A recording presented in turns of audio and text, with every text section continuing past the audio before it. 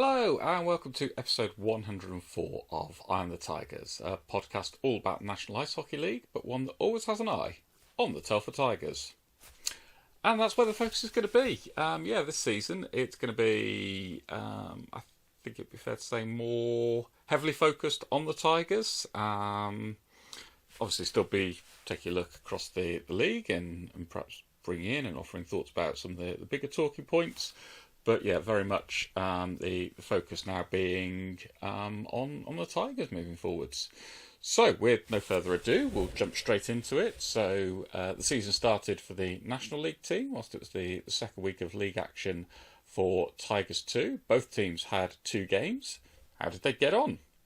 Well, to be honest, the chances are you already know that if you're watching this. I think it's quite unlikely that you just stumbled across the podcast and thought, I'll give this a go. You've probably got an interest in ice hockey, so you probably know. But let's take a closer look and break it down.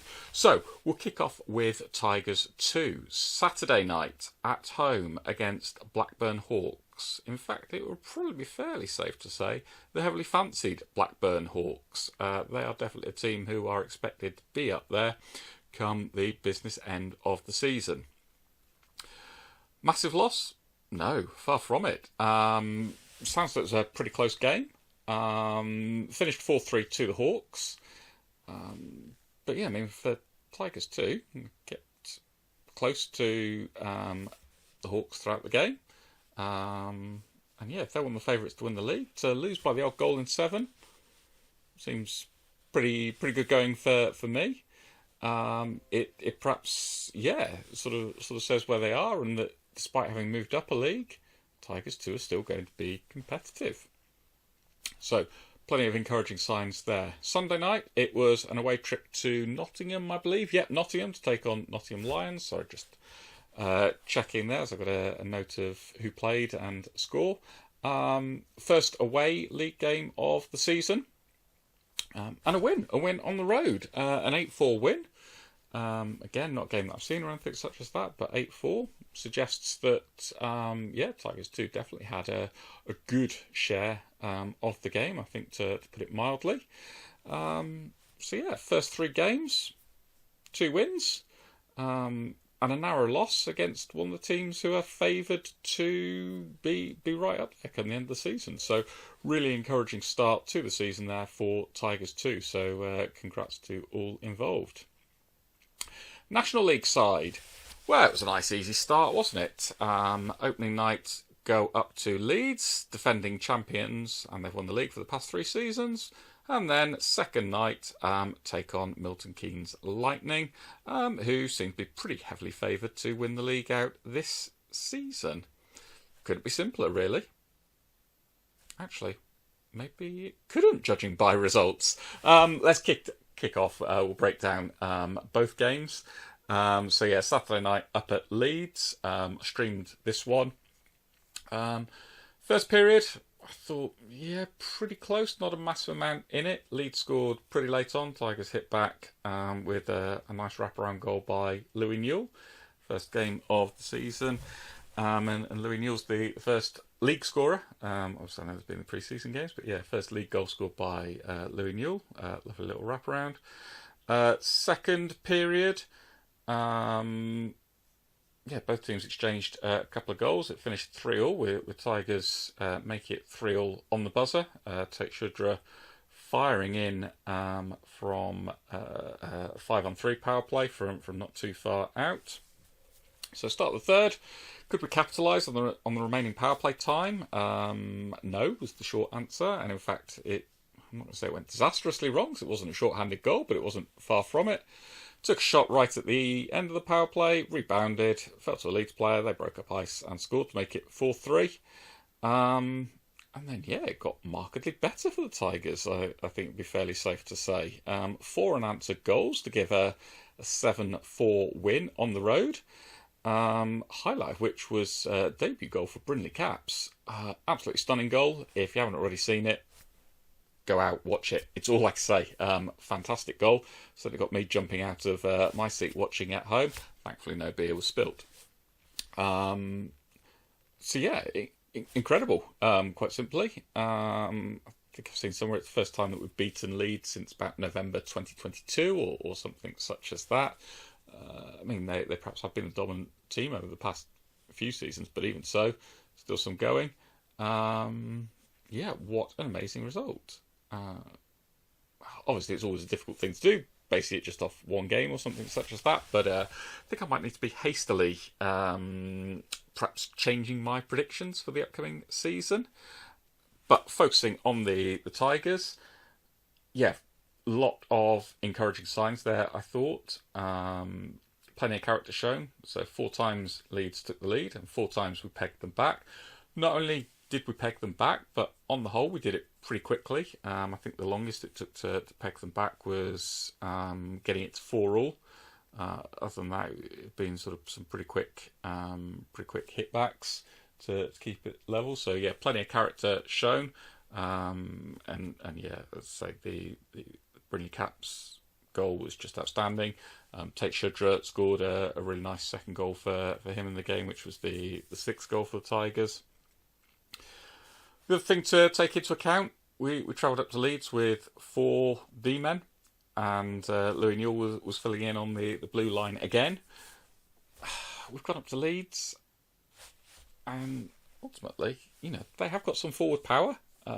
Is it as strong as it was last season? No, being realistic. But they've still got some power up there. I mean, quite simply, any team that can field Kieran Brown is going to be able to score some goals.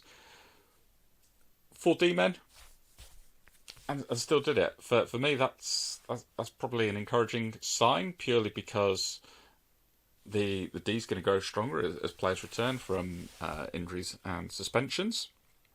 Also, the other encouraging thing was we didn't gift goals. It wasn't errant passes that were being picked up or anything such as that.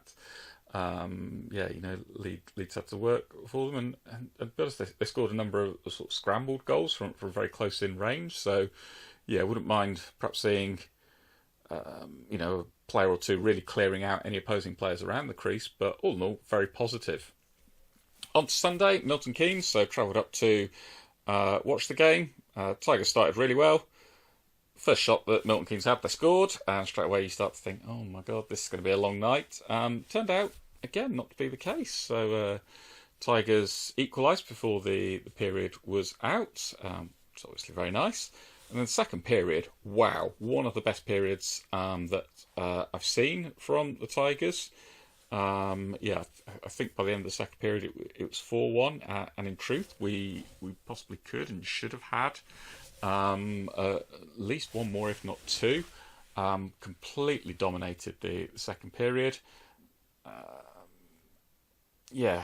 Third period scored a 5th, really nice finish from David Thompson.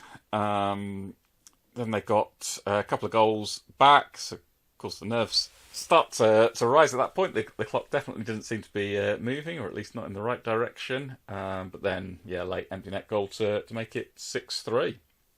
Not too much to say other than, it was fully deserved. Tigers were the better team on the night, quite simply. The work rate was exceptional. I mean, the last 2 or 3 minutes when Milton Keynes had pulled the netminder and were taking shots, not much actually got through to Brad. There were a lot of blocked shots in that time. So yeah, great effort from the team. The work rate just exceptional, could not be faulted. And as I say, fully deserved victory.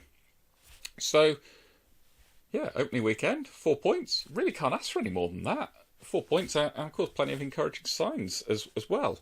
Obviously it's only one weekend. It's not going to get massively ahead and start saying, well, that's it, going to win the league or anything. Absolutely not. I don't think we will.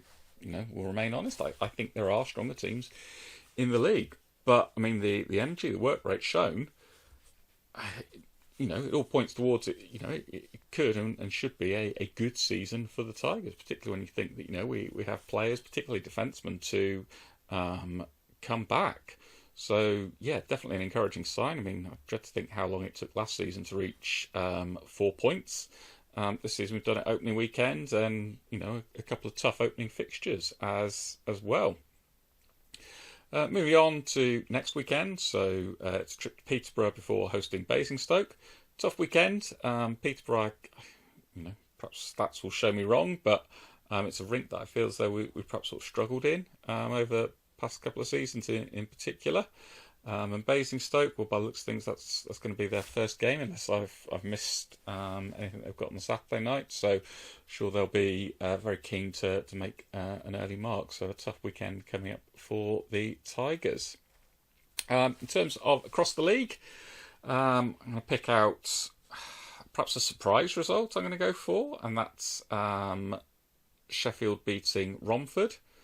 Surprise result, I hear you ask. Really? Yes, and I'll explain why. Went to overtime. It took Sheffield overtime. Been a reasonable amount of talk with Sheffield perhaps being that team to watch this season, the dark horses, if you like. I certainly subscribe to that theory. Certainly as long as they can keep the players and the Steelers don't come calling. Romford, it would be fair to say they haven't had the best pre-season. Certainly on the road, they've taken some pretty heavy beatings, perhaps been a touch closer at home, but even so, I was expecting Sheffield to turn up there and record a pretty comfortable win. As it was, took overtime, and perhaps there's even an argument of Romford could have won that game with a goal being disallowed for them. So, yeah, that's going to be my result of the weekend. I think the one that really jumps out beyond the Tigers games. Perhaps start this with a question. Something that I'm going to bring in as well this season is going to be a question. So, the question for this week is last season, I think it was the end of the first weekend, the first import got released. So, not asking for names here, but which team is going to be the first to release an import this season? And how many weeks into the season will it be? Got any thoughts on that? Leave me a comment, get in touch, and as always happy for guests to come on, talk about their team and the league. But in terms of this episode, that's it. I'll be back this time next week. Bye for now.